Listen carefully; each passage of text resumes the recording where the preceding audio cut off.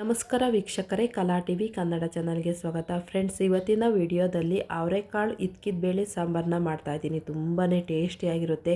ಯಾರಿಗೆ ತಾನೇ ಇಷ್ಟ ಆಗೋದಿಲ್ಲ ಹೇಳಿ? ಅವರೆಕಾಳು ಇದ್ಕಿದ ಬೇಳೆ ಸಾಂಬಾರು ತುಂಬಾ ಟೇಸ್ಟಿಯಾಗಿರುತ್ತೆ. ಈ ಕಾಲದಲ್ಲಂತೂ ಅವರೆಕಾಳು ಚೆನ್ನಾಗಿ ಸಿಗೋದ್ರಿಂದ ಮದುವೆ ಮನೆಗಳಲ್ಲಿ, ಫಂಕ್ಷನ್ಗಳಲ್ಲಿ ಎಲ್ಲ ಅವರೆಕಾಳು ಸಾಂಬಾರನ್ನ ಮಾಡೇ ಇರ್ತಾರೆ. ಪೂರಿಗೆ ಮತ್ತು ಅನ್ನಕ್ಕೆ ಎಲ್ಲನ ತುಂಬಾ ಟೇಸ್ಟಿಯಾಗಿರುತ್ತೆ. ಮದುವೆ ಮನೆ ಶೈಲಿಯಲ್ಲಿ ತುಂಬ ಟೇಸ್ಟಿಯಾಗಿ ಹಾಗೆ ಸರಳವಾಗಿ ಯಾವ ರೀತಿ ಇದ್ಕಿದ ಬೇಳೆ ಸಾಂಬಾರನ್ನ ಮಾಡ್ಬೋದು ಅಂತ ಅಂದ್ಬಿಟ್ಟು ನಾನು ತುಂಬ ಸಿಂಪಲ್ಲಾಗಿ ತೋರಿಸ್ಕೊಟ್ಟಿದ್ದೀನಿ. ಇವತ್ತು ನಾನು ಇದ್ಕಿದ ಬೇಳೆ ಸಾಂಬಾರನ್ನ ತುಂಬ ಸಿಂಪಲ್ಲಾಗಿ ಮಾಡಿದ್ರು. ಮದುವೆ ಮನೆ ಶೈಲಿಯಲ್ಲಿ ನಾವು ತಿಂದಾಗೆಲ್ಲ, ಮದುವೆ ಮನೆಯಲ್ಲೆಲ್ಲ ತಿಂದಾಗ ಯಾವ ರೀತಿ ಇರುತ್ತೋ ಅದೇ ರೀತಿ ಇರುತ್ತೆ ಸಾಂಬಾರು.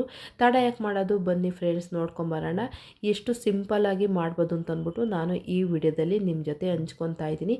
ಮೊದಲು ನಾನು ಇದ್ಕಿದ ಅವರೆಬೇಳೆ ಸಾಂಬಾರು ಮಾಡೋದಕ್ಕೆ 1 kg ಅವರೆಬೇಳೆನ ತೊಗೊಂಡಿದ್ದೀನಿ. ನೋಡಿ, ಇದ್ಕಿದ ಬೇಳೆ ಇದನ್ನು ಫಸ್ಟು ಬಿಸಿ ನೀರಲ್ಲಿ ತೊಳ್ಕೊಬೇಕಾಗುತ್ತೆ.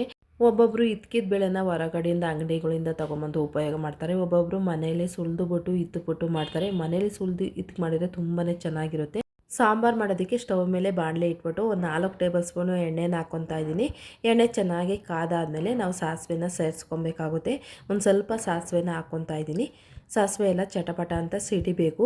ಅದಾದಮೇಲೆ ಒಂದು ಸ್ವಲ್ಪ ಇಂಗನ್ನು ಹಾಕ್ಕೊಬೇಕಾಗುತ್ತೆ. ಯಾಕೆಂತಂದರೆ ಅವರೆಬೇಳೆಯಲ್ಲಿ ಒಂದು ಸ್ವಲ್ಪ ವಾಯು ಅಂಶ ಜಾಸ್ತಿ ಇರೋದ್ರಿಂದ ಹಿಂಗೆ ಹಾಕೋದ್ರಿಂದ ಅದು ತುಂಬ ಅವಾಯ್ಡ್ ಮಾಡುತ್ತೆ.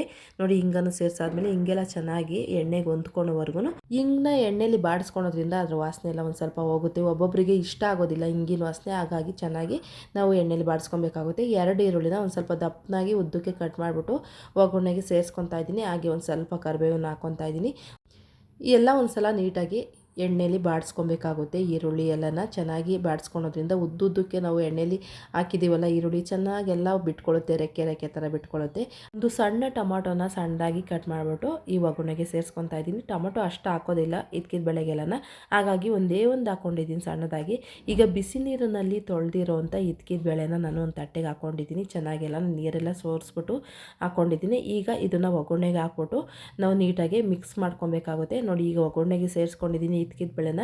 ಇದನ್ನೆಲ್ಲ ಈಗ ಚೆನ್ನಾಗಿ ಒಗ್ಗರಣೆ ಹತ್ತೋವರೆಗೂ, ಇದ್ಕಿದ ಬೇಳೆಗೆ ಒಗ್ಗರಣೆ ಹತ್ತೋವರೆಗೂ ಒಂದು 10ರಿಂದ 15 ನಿಮಿಷ ನಾವು ಒಗ್ಗರಣೆಯಲ್ಲೇ ಹುರ್ಕೊಬೇಕಾಗುತ್ತೆ. ಈ ರೀತಿ ಹುರ್ಕೊಳೋದ್ರಿಂದ ತುಂಬ ಚೆನ್ನಾಗಿ ಕಾಳಿಗೆಲ್ಲ ಒಗ್ಗರಣೆ ಚೆನ್ನಾಗಿ ಹತ್ತುತ್ತೆ. ನಾವು ಒಂದು 3/4% ಈ ಒಗ್ಗರಣೆಯಲ್ಲೇ ಇದ್ಕಿದ ಬೇಳೆನೆಲ್ಲ ಚೆನ್ನಾಗಿ ಬಾಡಿಸ್ಕೊಬೇಕಾಗುತ್ತೆ. ನೋಡಿ, ಎಲ್ಲನ ಒಂದು 2 ಸಲ 3 ಸಲ ನಾನು ಕೈ ಆಡಿಸ್ಕೊತಾ ಇದ್ದೀನಿ. ಈ ಸಮಯದಲ್ಲಿ ಒಂದು 200 ಗ್ರಾಮ್ ನೀರನ್ನು ಹಾಕ್ಕೊತಾ ಇದ್ದೀನಿ. ಹೀಗೆ ನೀರು ಹಾಕೋದ್ರಿಂದ ಚೆನ್ನಾಗಿ ಬೇಳೆ ಎಲ್ಲ ಬೇಯ್ಕೊಳ್ಳುತ್ತೆ. ಅಷ್ಟರೊಳಗಡೆ ನಾವು ಕಂದೀರುಳ್ಳಿ ಮಾಡ್ಕೊಂಬರೋಣ. ಒಗ್ಗರಣೆಯಲ್ಲಿ ಬೇಳೆ ಬೇಯ್ತಾ ಇರಲಿ, ಅಷ್ಟರೊಳಗಡೆ ಕಂದೀರುಳ್ಳಿ ಮಾಡ್ಕೊತಿದ್ದೀನಿ ಸಾಂಬಾರಿಗೋಸ್ಕರ. ಈಗ ಸ್ಟವ್ ಮೇಲೆ ಒಂದು ಪಾತ್ರೆ ಇಟ್ಬಿಟ್ಟು ಒಂದು ಸ್ವಲ್ಪ ಎಣ್ಣೆನ ಹಾಕ್ಕೊತಾ ಇದ್ದೀನಿ. ಅಲ್ಲಿ ಒಂದು 4 ಟೇಬಲ್ ಸ್ಪೂನ್ ಹಾಕ್ಕೊಂಡಿದ್ದೆ, ಹಾಗಾಗಿ ಇಲ್ಲಿ ಒಂದು 2 ಟೇಬಲ್ ಸ್ಪೂನು ಹಾಕ್ಕೊತಾ ಇದ್ದೀನಿ. ನೋಡಿ, ಎಣ್ಣೆ ಎಲ್ಲ ಬಿಸಿ ಆದಮೇಲೆ ನಾನು ಈರುಳ್ಳಿನ ಸೇರಿಸ್ಕೊತಾ ಇದ್ದೀನಿ. ನೋಡಿ, ಈರುಳ್ಳಿ ಒಂದು 2 ಈರುಳ್ಳಿನ ಹಾಕ್ಕೊಂಡಿದ್ದೀನಿ. ದೊಡ್ಡದಾಗಿ ಕಟ್ ಮಾಡಿಬಿಟ್ಟು ಹಾಕ್ಕೊಂಡಿದ್ದೀನಿ. ಯಾಕೆಂದರೆ ಇದು ಮಿಕ್ಸಿಗೆ ಹಾಕೋದ್ರಿಂದ ಸಣ್ಣದಾಗಿ ಏನು ಬೇಕಾಗಿಲ್ಲ ಅಂದ್ಬಿಟ್ಟು ದೊಡ್ಡದಾಗಿ ಕಟ್ ಮಾಡಿಬಿಟ್ಟು ಸೇರಿಸ್ಕೊಂಡಿದ್ದೀನಿ. ಇದನ್ನೆಲ್ಲ ಎಣ್ಣೆಲಿ ಚೆನ್ನಾಗಿ ಹುರ್ಕೊಬೇಕಾಗುತ್ತೆ. ಹಾಗೆ 1 ಟೇಬಲ್ ಸ್ಪೂನು ಗಸಗಸೆನ ಹಾಕ್ಕೊಂಡಿದ್ದೀನಿ. ಗಸಗಸೆ ಹಾಕೋದ್ರಿಂದ ತುಂಬಾ ಟೇಸ್ಟಿಯಾಗಿ ಬರುತ್ತೆ ಇದ್ಕಿದ ಬೇಳೆ ಸಾರು. ಹಾಗಾಗಿ ಖಾರಕ್ಕೋಸ್ಕರ ಮತ್ತು ಕಲ್ಲರ್ಗೋಸ್ಕರ ಬೇಡಿಗೆ ಮೆಣಸಿನ್ಕಾಯಿನ ಸೇರಿಸ್ಕೊತಾ ಇದ್ದೀನಿ. ಈ ಥರ ಬೇಡಿಗೆ ಮೆಣಸಿನ್ಕಾಯಿ ಹಾಕ್ಬಿಟ್ಟು ಇನ್ಸ್ಟೆಂಟಾಗಿ ನಾವು ಪುಡಿ ಮಾಡಿಬಿಟ್ಟು ಹಾಕಿದ್ರೆ ತುಂಬಾ ಟೇಸ್ಟಿಯಾಗಿರುತ್ತೆ. ಅದಾದಮೇಲೆ 1 ಟೇಬಲ್ ಸ್ಪೂನು ಜೀರಿಗೆನ ಸೇರಿಸ್ಕೊಂಡಿದ್ದೀನಿ. ಇದನ್ನೆಲ್ಲನ ನೀಟಾಗಿ ಮಿಕ್ಸ್ ಮಾಡ್ಕೊಬೇಕು. ಮಧ್ಯಮ ಉರಿ ಇಟ್ಕೊಂಡು ಈರುಳ್ಳಿನ ಬೇಯಿಸ್ಕೊಬೇಕಾಗುತ್ತೆ. ಈರುಳ್ಳಿ ಎಷ್ಟು ಚೆನ್ನಾಗಿ ಬೇಯುತ್ತೋ ಅಷ್ಟು ಚೆನ್ನಾಗಿ ಒಗ್ಗರಣೆ ಬರುತ್ತೆ ಫ್ರೆಂಡ್ಸ್. ಈಗ ಒಂದು ಅರ್ಧ ಹೋಳು ಕೊಬ್ಬರಿನ ಹಾಕ್ಕೊಂಡಿದ್ದೀನಿ. ಕೊಬ್ಬರಿನೂ ಸಹ ಸಣ್ಣದಾಗಿ ಉದ್ದಕ್ಕೆ ಕಟ್ ಮಾಡಿಬಿಟ್ಟು ಸೇರಿಸ್ಕೊತಾ ಇದ್ದೀನಿ. ಈರುಳ್ಳಿ ಒಂದು ಅರ್ಧ ಒಗ್ಗರಣೆಯಲ್ಲಿ ಬೆಂದ್ಬಿಟ್ಟಿದೆ. ಈ ಸಮಯದಲ್ಲಿ ನಾನು ಒಂದು ಸ್ವಲ್ಪ ಕಡಲೆ ಬೀಜನ ಸೇರಿಸ್ಕೊತಾ ಇದ್ದೀನಿ. ಆಲ್ರೆಡಿ ಅದಲ್ಲೇ ಹುರಿದಿದೆ, ಹಾಗಾಗಿ ಲಾಸ್ಟ್ಗೆ ಹಾಕ್ಕೊತಾ ಇದ್ದೀನಿ. 1 ಹೋಳು ತೆಂಗಿನಕಾಯಿನ ನಾನು ಒಗ್ಗರಣೆಗೆ ಸೇರಿಸ್ಬಿಟ್ಟು ಎಲ್ಲ ಹೊಂದ್ಕೊಳೋ ಹಾಗೆ ಮಿಕ್ಸ್ ಮಾಡ್ಕೊತಾ ಇದ್ದೀನಿ. ನೋಡಿ, ಈಗ ಎಲ್ಲನ ಚೆನ್ನಾಗಿ ಮಿಕ್ಸ್ ಮಾಡ್ಕೊಂಡಾದಮೇಲೆ ಸಾಂಬಾರು ಪುಡಿನ ಸೇರಿಸ್ಕೊಬೇಕಾಗುತ್ತೆ. ನಾನು ಇನ್ಸ್ಟೆಂಟಾಗಿ ಸಾಂಬಾರು ಪುಡಿನ ಮಾಡಿಬಿಟ್ಟು ಹಾಕ್ಕೊತಾ ಇದ್ದೀನಿ. ನಾನು ನೆನ್ನೆ ಏನಕ್ಕೋ ಸಾಂಬಾರಿಗೆ ಬೇಕಾಗಿತ್ತು, ಅದನ್ನ ಮಾಡಿ ಹಾಕ್ಕೊಂಡಿದ್ದೆ, ಅದನ್ನೇ ಸೇರಿಸ್ಕೊತಾ ಇದ್ದೀನಿ. ಸಾಂಬಾರು ಪುಡಿ ಸಣ್ಣದಾಗಿ ಯಾವ ರೀತಿ ಮಾಡ್ಬೋದು ಅಂತ ಅಂದ್ಬಿಟ್ಟು ನಾನು ಕಳೆದ ವಿಡಿಯೋದಲ್ಲಿ ಇದ್ಕಿದ ಬೇಳೆ ಸಾಂಬಾರನ್ನ ಮಾಡಿದ್ದೀನಲ್ಲ, ಆ ವಿಡಿಯೋದಲ್ಲಿ ತೋರಿಸಿದ್ದೀನಿ ಯಾವ ರೀತಿ ಸಣ್ಣದಾಗಿ ಆವಾಗಲೇ ಹುರಿದ್ಬಿಟ್ಟು ಸಾಂಬಾರು ಪುಡಿ ಮಾಡ್ಕೊಬೋದು ಅಂತಂದ್ಬಿಟ್ಟು. ಬೇಕು ಅಂದರೆ ಆ ವಿಡಿಯೋನ ಚೆಕ್ ಮಾಡ್ಕೊಳ್ಳಿ. ಈಗ ಚೆನ್ನಾಗಿ ಈ ಒಗ್ಗರಣೆ ಎಲ್ಲ ಬೇಯೋದಕ್ಕೆ ಒಂದು ಸ್ವಲ್ಪ ನೀರು ಹಾಕ್ಕೊತಾ ಇದ್ದೀನಿ. ಮಸಾಲೆ ಎಲ್ಲ ಹಾಕಾದ್ಮೇಲೆ ಈ ಮಸಾಲೆ ಎಲ್ಲ ಚೆನ್ನಾಗಿ ಕುದಿಬೇಕು ನೀರಲ್ಲಿ. ನೋಡಿ, ಈ ನೀರು ಹಿಂಗೋವರೆಗೂ ನಾವು ಚೆನ್ನಾಗಿ ಕುದಿಸ್ಕೊಬೇಕಾಗುತ್ತೆ. ಇದನ್ನು ಒಂದು ಸ್ವಲ್ಪ ಆರೋದಕ್ಕೆ ಬಿಟ್ಟಾದಮೇಲೆ ನಾವು ಮಿಕ್ಸಿ ಜಾರ್ಗೆ ಹಾಕ್ಕೊಂಡು ತುಂಬ ನುಣ್ಣಗೆ ರುಬ್ಕೊಬೇಕಾಗುತ್ತೆ. ಈ ರೀತಿ ಮಾಡೋದ್ರಿಂದ ಸಾಂಬಾರು ತುಂಬಾ ಟೇಸ್ಟಿಯಾಗಿರುತ್ತೆ. ಇನ್ಸ್ಟೆಂಟು ಸಾಂಬಾರು ಮಸಾಲಾನ ಹಾಕ್ಕೊಂಡು ನಾವು ಯಾವಾಗಲೂ ಸಾಂಬಾರು ಮಾಡಿದ್ರೆ ತುಂಬಾ ಟೇಸ್ಟಿಯಾಗಿರುತ್ತೆ. ಹಾಗಾಗಿ ಮದುವೆ ಮನೆ ಮತ್ತು ಹೋಟೆಲ್ಗಳಲ್ಲೆಲ್ಲ ಆವಾಗಲೇ ಸಾಂಬಾರು ಪುಡಿ ಮಾಡಿಬಿಟ್ಟು ಅವರು ಹಾಕೋದ್ರಿಂದ ಅಷ್ಟು ಟೇಸ್ಟ್ ಬರೋದು. ಏಕೆಂದರೆ ಅಷ್ಟು ಘಮ ಬರ್ತಾ ಇರುತ್ತೆ ಸಾಂಬಾರು ಪುಡಿ, ಧನಿಯಾ ಪುಡಿ ಎಲ್ಲನ. ನೋಡಿ ಈಗೆಲ್ಲನ ಮಿಕ್ಸಿ ಜಾರಿಗೆ ನಾನಿಲ್ಲಿ ಮಾಡ್ಕೊಂಡಿರೋ ಕಂದೀರುಳ್ಳಿ ಮಾಡ್ಕೊಂಡಿರೋದನ್ನೆಲ್ಲನ ಹಾಕ್ಬಿಟ್ಟು ನುಣ್ಣಗೆ ರುಬ್ಕೊತಾ ಇದ್ದೀನಿ. ಎಷ್ಟು ಸಾಧ್ಯವಾಗುತ್ತೋ ಅಷ್ಟು ನುಣ್ಣಗೆ ರುಬ್ಕೊಬೇಕು. ಈ ಸಮಯದಲ್ಲಿ ಒಂದು ಸ್ವಲ್ಪ ಹಸಿ ತೆಂಗಿನಕಾಯಿನ ಹಾಕ್ಕೊತಾ ಇದ್ದೀನಿ. ಮೊದಲು ಫ್ರೈ ಮಾಡೋದಕ್ಕೆ ಒಂದು ಸ್ವಲ್ಪ ಹಾಕ್ಕೊಂಡಿದ್ದೆ, ಅದಾದಮೇಲೆ ಹಸಿ ತೆಂಗಿನಕಾಯಿನ ಈಗ ಒಂದು ಸ್ವಲ್ಪ ರುಬ್ಬೋದಕ್ಕೆ ಹಾಕ್ಕೊಂಡು ಮತ್ತು ಸುಟ್ಟಿರೋ ಈರುಳ್ಳಿನ ಹಾಕ್ಕೊಂಡು ಚೆನ್ನಾಗಿ ನೈಸಾಗಿ ನುಣ್ಣಗೆ ರುಬ್ಕೊಂಡಿದ್ದೀನಿ. ಫ್ರೆಂಡ್ಸ್, ಒಂದು 10 ನಿಮಿಷ ಆಗಿದೆ. ಈ ಸಮಯದಲ್ಲಿ ನಾನು ಎಷ್ಟೊತ್ತು ಒಂದು 10 ನಿಮಿಷ ಆಗಿದೆ. ನಾನು ಹಾಕಿರೋ ನೀರೆಲ್ಲ ಚೆನ್ನಾಗಿ ಇಂಗ್ಕೊಂಡಿದೆ ಮತ್ತು ಚೆನ್ನಾಗಿ ಬೆಂದಿದೆ. ಒಂದು ಮುಕ್ಕಾಲು ಭಾಗ ಕಾಳೆಲ್ಲ ಚೆನ್ನಾಗಿ ಬೆಂದಿದೆ. ನೋಡಿ, ಇಸ್ಕಿದ್ರೆ ಹಾಗೆಯೇ ಒಂದು ಸ್ವಲ್ಪ ಗಟ್ಟಿಯಾಗಿ ಇಸ್ಕಿದ್ರೆ ಕಟ್ಟಾಗ್ತಾಯಿದೆ. ಅಷ್ಟು ನಾವು ಬೇಯಿಸ್ಕೊಬೇಕಾಗುತ್ತೆ. ಈಗ ಒಗ್ಗರಣೆಗೆ ನಾವು ರುಬ್ಬಿರೋ ಮಸಾಲಾನ ಸೇರಿಸ್ಕೊಬೇಕಾಗುತ್ತೆ. ನಾನು ಮಿಕ್ಸಿಲಿ ಹಾಕ್ಕೊಂಡಿರೋ ರುಬ್ಬಿರೋ ಮಸಾಲನೆಲ್ಲ ನೀಟಾಗಿ ಸೇರಿಸ್ಕೊಂಡು ಇದೆಲ್ಲನ ಹಸಿ ವಾಸನೆ ಹೋಗೋವರೆಗೂ ಒಂದು 2ರಿಂದ 3 ನಿಮಿಷ ಬಾಡಿಸ್ಕೊಬೇಕಾಗುತ್ತೆ.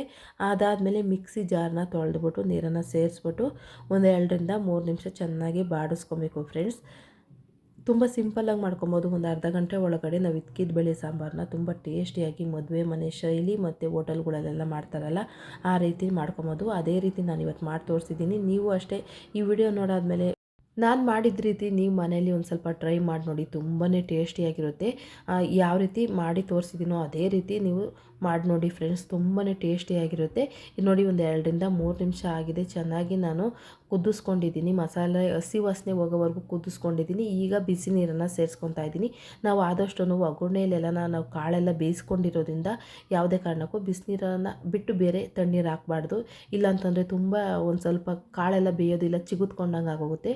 ಹಾಗಾಗಿ ನಾವು ಯಾವಾಗಲೂ ಈ ರೀತಿ ಸಾಂಬಾರು ಮಾಡಬೇಕಾದ್ರೆ ನಾವು ಆದಷ್ಟು ಬಿಸಿನೀರನ್ನು ಹಾಕ್ಕೊಬೇಕಾಗುತ್ತೆ. ಈಗ ರುಚಿಗೆ ತಕ್ಕಷ್ಟು ಉಪ್ಪನ್ನು ಹಾಕ್ಬಿಟ್ಟು ಈಗ ಒಂದು 10 ನಿಮಿಷ ನಾವು ಕುದಿಸ್ಕೊಂಡ್ರೆ ಕಾಳೆಲ್ಲ ಚೆನ್ನಾಗಿ ಬೇಯ್ಕೊಳ್ಳುತ್ತೆ.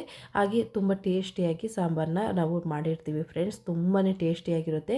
ನೋಡಿ, ನಾವು ಆದಷ್ಟು ಇದ್ಕಿದ ಬೇಳೆ ಸಾಂಬಾರೆಲ್ಲ ಮಾಡಬೇಕಾದ್ರೆ ತುಂಬ ಒಂದು ಸ್ವಲ್ಪ ಗಟ್ಟಿಯಾಗಿರಬೇಕು. ನೋಡಿ, ಈಗ ಒಂದು 5 ನಿಮಿಷ ಆಗಿದೆ. ಕಾಳೆಲ್ಲ ಗಟ್ಟಿಯಾಗಿ ಕಾಣಿಸ್ತಾ ಇದ್ದಾವೆ. ಒಂದು 5 ನಿಮಿಷ ನಾವು ಇನ್ನೊಂದು ಸ್ವಲ್ಪ ಬೇಯಬೇಕು ಅನ್ನುವಾಗಲೇ ನಾವು ಸ್ಟವನ್ನು ಆಫ್ ಮಾಡ್ಕೊಬೇಕಾಗುತ್ತೆ. ಇಲ್ಲ ಅಂತಂದರೆ ಅದೆಲ್ಲ ತುಂಬ ಗಟ್ಟಿ ಆಗ್ತಾ ಇರುತ್ತೆ. ಕುದೀತಾ ತುಂಬಾ ಗಟ್ಟಿ ಆಗುತ್ತೆ. ನೋಡಿದ್ರಲ್ಲ ಫ್ರೆಂಡ್ಸ್, ಇಷ್ಟು ಸಿಂಪಲ್ಲಾಗಿ ನಾನು ಇದ್ಕಿದ ಬೇಳೆ ಸಾಂಬಾರನ್ನ ಮಾಡ್ಬೋದು ಅಂತ ಅಂದ್ಬಿಟ್ಟು ಈ ವಿಡಿಯೋದಲ್ಲಿ ತುಂಬ ಸರಳವಾಗಿ ನಿಮ್ಮ ಜೊತೆ ಹಂಚ್ಕೊಂಡಿದ್ದೀನಿ.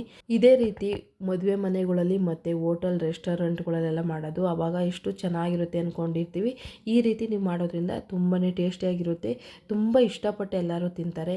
ಈ ಇದ್ಕಿದ ಬೇಳೆ ಸಾಂಬಾರಂತೂ ಎಲ್ಲದಕ್ಕೂ ಕಾಂಬಿನೇಷನು, ಯಾವುದಕ್ಕೆ ಇಲ್ಲ ಅಂತ ಹೇಳಂಗೆ ಇಲ್ಲ. ಇಡ್ಲಿ ಆಗಿರ್ಬೋದು, ದೋಸೆ ಆಗಿರ್ಬೋದು, ಚಪಾತಿ, ಪರೋಟ, ರೊಟ್ಟಿ, ಹಾಗೆ ಮುದ್ದೆ, ಅನ್ನಕ್ಕೆ ಎಲ್ಲದಕ್ಕೂ ಈ ಇದ್ಕಿದ ಬೇಳೆ ಸಾಂಬಾರು ಹೊಂದ್ಕೊಳ್ಳುತ್ತೆ. ಈಗಂತೂ ಸೀಸನ್ ಕಮ್ಮಿ ಆಗ್ತಾಯಿದೆ. ಈ ಕಾಲ ಎಲ್ಲನ ಅವರೆಕಾಳು ಕಾಲ ಎಲ್ಲ ಮುಗೀತಾ ಇದೆ. ನಾವು ಸಿಕ್ಕಿದಾಗ ಉಪಯೋಗ ಮಾಡ್ಕೊಬೇಕು ಅಂತಂದ್ಬಿಟ್ಟು ಇವಾಗ ನಮ್ಮನೆ ಒಂದು ತಿಂಗಳೆಲ್ಲ ಫುಲ್ಲೂ ಅವರೆಕಾಳನ್ನು ಉಪಯೋಗಿಸ್ಕೊಂಡೆ ಸಾಂಬಾರಾಗಿರ್ಬೋದು, ತಿಂಡಿಗಳಾಗಿರ್ಬೋದು ಮಾಡ್ತಾ ಇರೋದು. ಎಲ್ಲರೂ ಹಾಗೇ ಮಾಡೋದು. ಒಂದು 2ರಿಂದ 3 ತಿಂಗಳು ಹಸಿಕಾಳು ಕಾಲದಲ್ಲಿ ಎಲ್ಲನ ಬೇಳೆ ಎಲ್ಲ ಬಿಟ್ಬಿಟ್ಟು ಬರೀ ಕಾಳುಗಳನ್ನೇ ಉಪಯೋಗ ಮಾಡ್ತಾರೆ. ನೋಡಿದ್ರಲ್ಲ ಫ್ರೆಂಡ್ಸ್, ಎಷ್ಟು ಸಿಂಪಲ್ಲಾಗಿ ಇದ್ಕಿದ ಬೇಳೆ ಸಾಂಬಾರನ್ನ ಮಾಡ್ಬೋದು ಅಂತಂದ್ಬಿಟ್ಟು ನಾನು ಈ ವಿಡಿಯೋದಲ್ಲಿ ನಿಮ್ಮ ಜೊತೆ ಹಂಚ್ಕೊಂಡಿದ್ದೀನಿ. ಈ ವಿಡಿಯೋ ನಿಮ್ಮೆಲ್ಲರಿಗೂ ಇಷ್ಟ ಆಗಿದೆ ಅಂತ ನಾನು ತಿಳ್ಕೊತಾ ಇದ್ದೀನಿ. ಇಷ್ಟ ಆಗಿದೆ ಕಲಾ ಟಿವಿ ಕನ್ನಡ ಚಾನಲ್ನ ಸಬ್ಸ್ಕ್ರೈಬ್ ಮಾಡ್ಕೊಳ್ಳಿ. ಹಾಗೆ ಈ ವಿಡಿಯೋಕ್ಕೊಂದು ಲೈಕ್ ಕೊಡಿ. ನಿಮ್ಗೆ ಗೊತ್ತಿರೋರಿಗೆ, ನಿಮ್ಮ ಹಿತೈಷಿಗಳಿಗೆ ಈ ವಿಡಿಯೋನ ಶೇರ್ ಮಾಡೋದ್ರ ಮೂಲಕ ನನಗೆ ಸಪೋರ್ಟ್ ಮಾಡಿ. ಇಷ್ಟೊತ್ತು ವಿಡಿಯೋ ನೋಡಿದ್ದಕ್ಕೆ ನಾನು ತುಂಬ ಹೃದಯದ ಧನ್ಯವಾದನ ಅರ್ಪಿಸ್ತಾ ಇದ್ದೀನಿ. ಇವತ್ತಿನ ವಿಡಿಯೋನ ಇಲ್ಲಿಗೆ ಎಂಡ್ ಮಾಡ್ತಾ ಮತ್ತೊಂದು ವಿಡಿಯೋದೊಂದಿಗೆ ನಾವಿಬ್ಬರು ಭೇಟಿಯಾಗೋಣ. ಅಲ್ಲಿವರೆಗೂ ಧನ್ಯವಾದಗಳು. Thank you for watching friends.